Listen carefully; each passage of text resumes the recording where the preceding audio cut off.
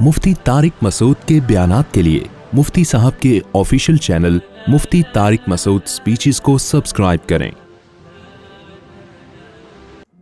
फलम्मा अतज़लहुम वमा यअबुदून मिन दूनिल्लाह, कुरान कहता है जब इब्राहीम ने किनारा कशी इख्तियार कर ली, कौम को छोड़ दिया और उन माबूदों को भी अमली यानी ज़ाहिरी तौर पर भी छोड़ दिया जिनकी ये लोग इबादत किया करते थे, तो वहबना लहू इसहाक़ व याक़ूब, हमने इब्राहीम को हिबा कर दिया, अता कर दिया इसहाक़ और याक़ूब, यानी इसहाक़ अलैहिस्सलाम दिए और आगे उनकी औलाद में याक़ूब पोते दिए। वकुल्लन जालना नबिया, और इन दोनों को हमने पैगंबर बनाया। ये अल्लाह ताला का इनाम हुआ इब्राहीम अलैहिस्सलाम पर। कैसा इनाम हुआ कि इब्राहीम अलैहिस्सलाम ने कुर्बानी दी कौम को छोड़ने की।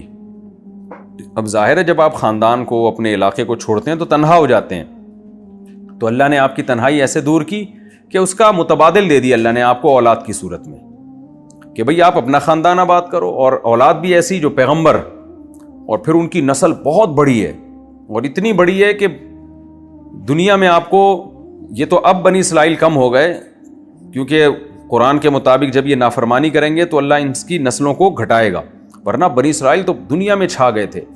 तो इतनी ज़्यादा अल्लाह ने इब्राहीम अलैहिस्सलाम की औलाद में बरकत दी थी, पूरा ख़ानदान उनको अता किया था।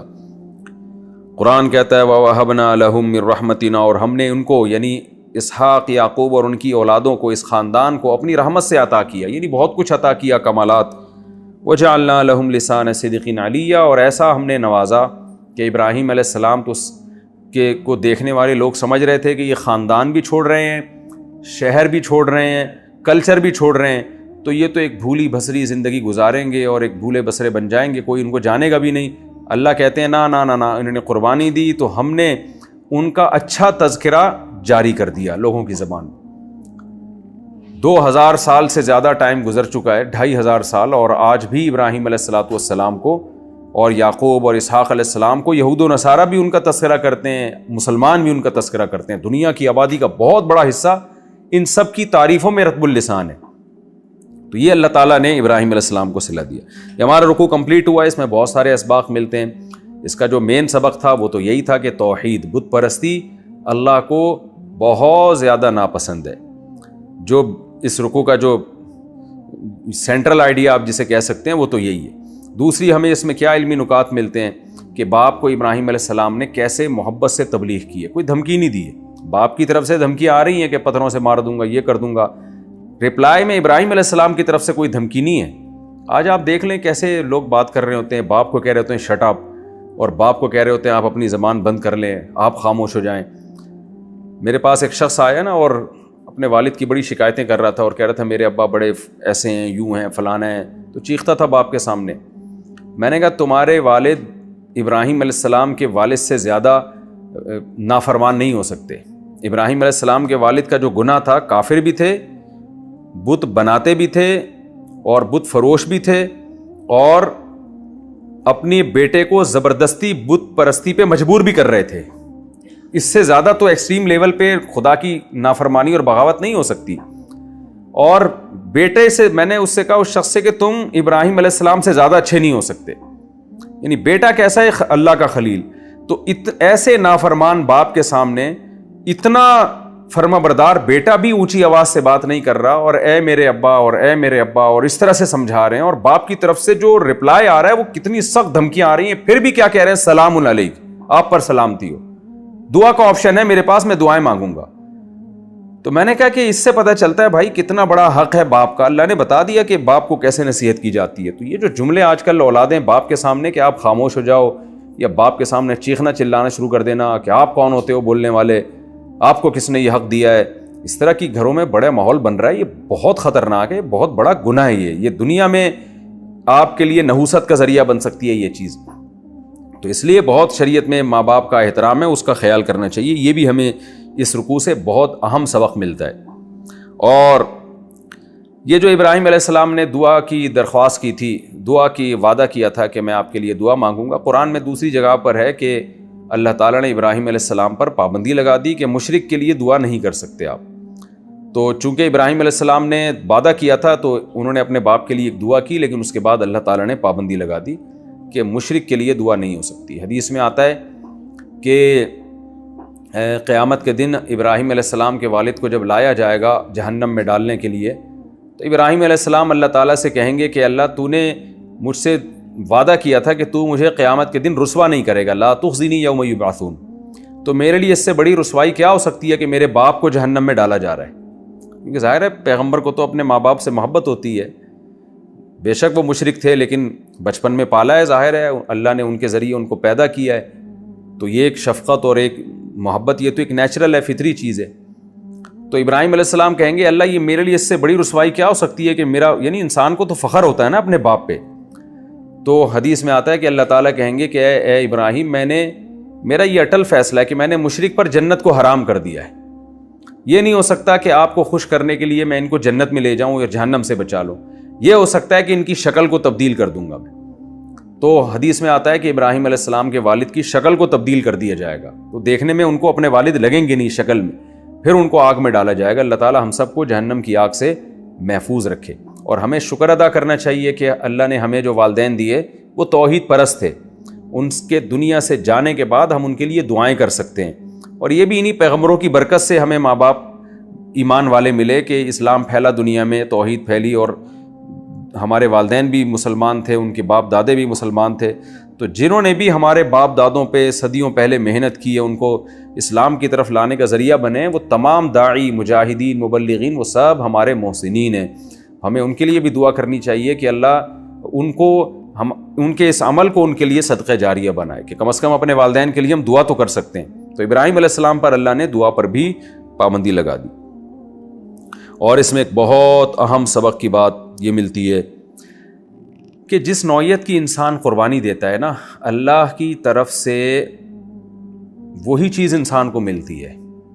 جیسے حدیث میں آتا ہے کہ صدقہ جو ہے مال کو کم نہیں کرتا۔ کیا مطلب؟ آپ نے مال قربان کی اللہ کے لیے، تو حدیث سے پتہ چلتا ہے کہ یہی چیز مال کے بڑھنے کا سبب بن جاتی ہے، کیونکہ آپ نے قربانی مالی دی نا، تو جواب میں اللہ مال ہی دیتا ہے آپ کو۔ آپ اللہ کے لیے، حدیث میں آتا ہے من تواضع للہ رفعہ اللہ، جو اللہ کے لیے عاجزی اختیار کرتا ہے نا، جھک جاتا ہے، تو اللہ اس کو اونچا کر دیتے ہیں، اس کی عزت لوگوں کی نظر میں بڑھ جاتی ہے۔ حالانکہ آپ نے تو عزت کو قربان کیا، لیکن اللہ نے اور عزت دے دی آپ کو۔ تو یہ اللہ تعالیٰ کی عادت ہے کہ جس نوعیت کی قربانی دی جاتی ہے تو اسی نوعیت کی نعمت اللہ دے دیتا ہے۔ تو ابراہیم علیہ السلام نے قربانی دی، خاندان چھوڑا، یہ آسان نہیں ہوتا، آپ بالکل تنہا ہو جاتے ہیں، تو اللہ نے اس سے کروڑہ گنا بہتر خاندان ابراہیم علیہ السلام کو دے دیا۔ ابراہیم علیہ السلام کی دوسری شادی بھی ہوئی، حضرت سارہ تھیں ابراہیم علیہ السلام کی زوجہ، ان کے اولاد نہیں تھی، تو ابراہیم علیہ السلام نے اس لیے دوسری شادی کی حضرت ہاجرہ سے، ان سے حضرت اسماعیل علیہ السلام پیدا ہوئے۔ تو حضرت اسماعیل کی پیدائش کے بعد ابراہیم علیہ السلام نے پھر اپنا علاقہ چھوڑنے کا ارادہ کیا، تو اس کے بعد اللہ نے حضرت سارہ سے بھی آپ کو دو بیٹا اور پوتا دے دیا، تو یعنی جو پہلی زوجہ جن سے اولاد نہیں ہو رہی تھی ان سے بھی اللہ نے آپ کو اولاد دے دی۔ تو اسحاق علیہ السلام اور پھر ان کے بیٹے یعقوب علیہ السلام، یہ اسماعیل علیہ السلام کے بعد پیدا ہوئے ہیں، تو مزید اللہ نے آپ کے خاندان کو بڑا کر دیا۔ اس سے اولاد کی فضیلت بھی معلوم ہوتی ہے کہ بچے دو ہی اچھے ہوتے تو اللہ تعالیٰ ابراہیم علیہ السلام کو اتنی اولادوں کے اور پوتوں تک کے وعدے نہ کر رہا ہوتا۔ یہ پوتا جو ہے نا، اس کو بھی اولاد ہی میں شامل کیا گیا ہے۔ تو یہ بھی ایک نقطے کی بات پتہ چلتی ہے ہمیں کہ بیٹا جیسے آپ کی اولادوں میں ہے، پوتا بھی ہے۔ تو آج کل جو لوگ اپنے بیٹوں کی شادیاں دیر سے کراتے ہیں نا، تو وہ اپنے آپ کو بھی اولاد سے محروم رکھتے ہیں۔ آپ اپنے بیٹوں کی جلدی شادی کراؤ، آپ کو بھی اللہ پوتے کی نعمت دے گا۔ لیکن یہ ساری باتیں جب سمجھ میں آئیں گی جب اولاد کو انسان نعمت سمجھے۔ فیملی پلاننگ والوں نے اولاد کو نعمت کے بجائے ایک بوجھ بنا کے پیش کیا ہے کہ بچہ پیدا ہوتا ہے تو ملک پہ بوجھ بنتا ہے، وہ خاندان پہ بوجھ بنتا ہے، وہ غربت اور مہنگائی میں اضافے کا ذریعہ بنتا ہے۔ تو جب یہ سوچ آپ کی بن جائے گی تو یہ ساری باتیں آپ کے لیے بالکل کوئی حیثیت نہیں رکھتی۔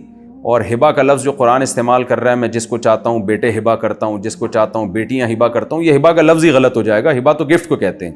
تو اولاد کی کثرت اگر یعنی وہ غربت اور مہنگائی کا ذریعہ بن رہی ہے تو وہ گفٹ ہو رہی ہے، وہ تو پھر پینلٹی ہو گئی ہے، اللہ کی طرف سے جرمانہ ہو گیا، ایک سزا ہو گئی۔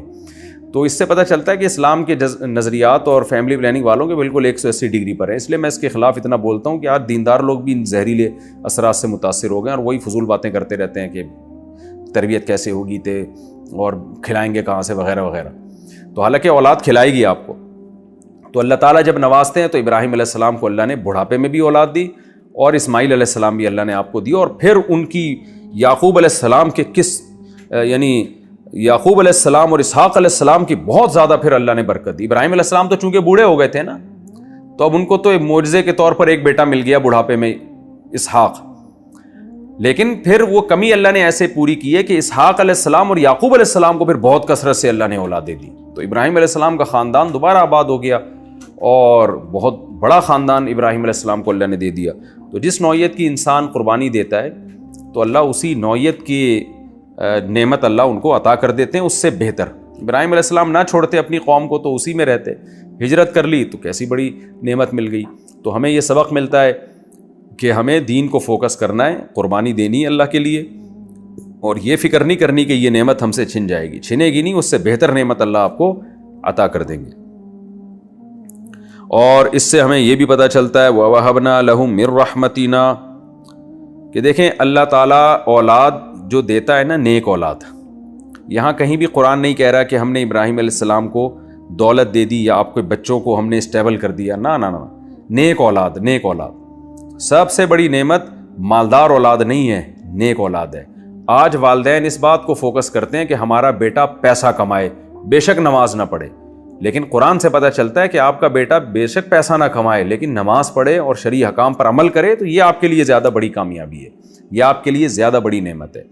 اور ایک آخری پوائنٹ کی بات اس میں جو بہت اہم, کہ اللہ کہتے ہیں کہ وَجَعَلْنَا لَهُمْ لِسَانَ صِدْقٍ عَلِيًّا, ہم نے ان کا بعد والوں میں بھی اچھا تذکرہ جاری کر دیا.